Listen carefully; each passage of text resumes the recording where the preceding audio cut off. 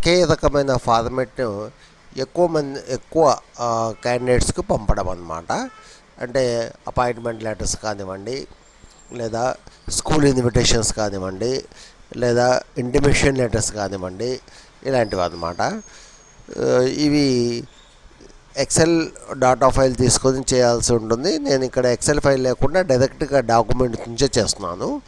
చూడండి, నేను రెండు ఫీల్డ్స్ తీసుకున్నాను. Name, address. మెయిలింగ్లోకి వెళ్తున్నాను. స్టార్ట్ మెయిల్ మెర్జ్ అన్నాను. స్టెప్ బై స్టెప్ అన్నాను.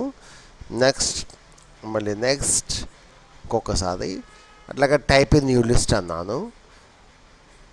అక్కడ న్యూ లిస్ట్ అన్నప్పుడు నేను కొత్త లిస్ట్ యాడ్ చేస్తున్నాను అనమాట. మళ్ళీ నెక్స్ట్ అంటాను. క్రియేట్ అంటాను అనమాట. ఆల్రెడీ ఇక్కడ ఉన్నవి కస్టమైజ్ చేస్తాం. అంటే ఇక్కడ నాకు అవసరం లేదు ఇవి ఈ ఫీల్డ్స్ అనమాట. నాకు కావాల్సింది నేమ్, అడ్రస్ కాబట్టి ఈ ఓల్డ్వన్నీ కూడా తీసేస్తున్నాను నేను. నాకు కావాల్సింది ఏంటి, నేము అండ్ అడ్రస్ అన్నమాట. ఆ రెండు ఫీల్డ్స్ మాత్రం యాడ్ చేస్తున్నాను.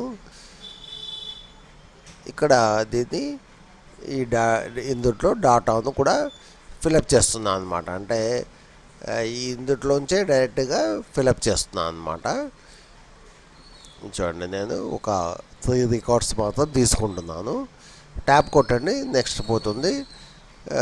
షిఫ్ట్ ట్యాబ్ కొడితే బ్యాక్ వస్తుంది అనమాట. అంటే అడ్రస్ నుంచి నేమ్కు ఇక్కడ సేవ్ చేసేస్తాను.